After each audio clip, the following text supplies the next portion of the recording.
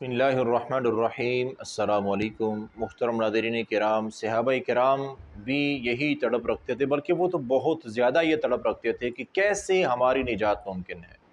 تو صحابی رسول رضی اللہ عنہ عرض کرتے ہیں کہ اللہ کے رسول صلی اللہ علیہ وسلم نجات کیسے ممکن ہے، زندگی کس طریقے سے گزاریں کہ اللہ تعالی ہم سے راضی ہو جائے اور قیامت کو ہم عذابات سے بچ جائیں اور ہماری نجات ہو جائے۔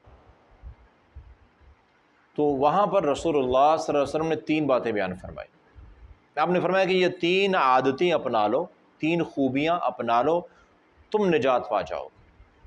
سب سے پہلے آپ نے فرمایا کہ املک علیک لسانک، اپنی زبان کو قابو میں رکھو، زبان کی حفاظت کرو، غلط بول، کسی کی چغلی، غیبت، کسی پر بہتان بازی نہ، کبھی نہیں، جھوٹ کبھی نہیں، جھوٹی گواہی کسی کا یعنی کہ اپنی زبان کو غلط گناہ کے کام میں، کسی بھی ایسی بات میں استعمال نہ کرو جو تمہارے لیے پکڑ کا سبب بن سکتی ہے، اور کافی سارے لوگ جہنم میں جائیں گے زبان کے غلط استعمال کی وجہ سے۔ تو پہلا کام پیارے آقا علیہ الصلوۃ والسلام نے کیا بیان فرمایا کہ اپنی زبان کی حفاظت کرو اگر تم قیامت کو نجات پانا چاہتے ہو۔ اور دوسرا آپ نے فرمایا کہ وَلْيَسَعْكَ بَيْتُكَ، دوسرا کام یہ ہے کہ اگر تمہارے پاس فارغ ٹائم ہے تو اپنے بیوی بچوں میں ٹائم وقت گزارو، اپنے رشتہ داروں میں جو اللہ نے خون کے رشتے بنا رکھے ہیں، جو اللہ کے نام پہ رشتے بنے ہوئے ہیں، ان رشتوں کو برقرار رکھو۔ رشتے میرے بھائیوں پیسے سے نہیں، رشتے وقت دینے سے مضبوط ہوتے ہیں۔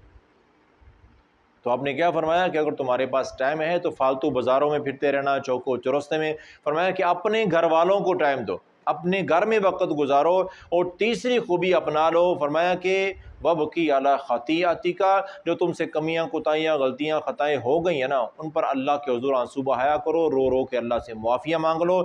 زندگی میں میرے بھائیو ہر انسان سے کمی، کوتاہی، غلطی، خطا، گناہ ہو جاتے ہیں، نہ چاہتے ہوئے کئی دفعہ ہو جاتے ہیں۔ تو فرمایا کہ اللہ کے حضور معافی مانگتے رہو، آنسو بہاتے رہو۔ اور یہ اللہ کے حضور آنسو بہانا یہ بہت بڑا عظیم اجر والا کام ہے۔ تو فرمایا کہ یہ تین کام کر لو۔ پہلا کام کیا ہے؟ اپنی زبان کی حفاظت۔ دوسرا، فارغ وقت ہے تو اپنے گھر میں وقت گزارو۔ تیسرا، اپنی غلطیوں خطاؤں پر شرمندگی کا اظہار کرتے ہوئے اللہ کے حضور آنسو بہا کے معافی مانگ لو۔ یہ تین کام کر لو، تم نجات پا جاؤ۔ اور حتیٰ کہ تو رسول اللہ صلی اللہ علیہ وسلم کا فرمان ہے، صحیح بخاری کی روایت ہے، صحیح بخاری میں 6138 نمبر پر آپ نے فرمایا کہ من کان یؤمن باللہ والیوم الآخر فلیقل خیرا او لیصمت، جو شخص اللہ اور آخرت کے دن پر ایمان رکھتا ہے اسے چاہیے اچھی بات کہے ورنہ خاموش رہے۔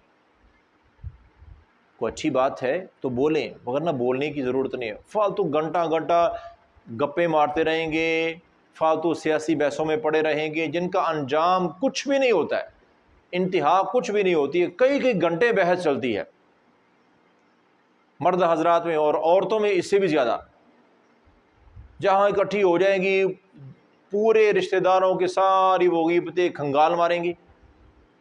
تو خدا را میرے محترم بھائیوں، میری محترمہ بہنوں، ان چیزوں کا خیال کرو۔ آپ نے فرمایا کہ مومن جو اللہ پر ایمان رکھتا ہے نا، جس کا آخرت پر ایمان ہے، اپنی زبان کی حفاظت کرو، ایسی حفاظت کرو جو بھی بات کرو سوچو کہ یہ میری قیامت کو پکڑ کا سبب تو نہیں بنے گی۔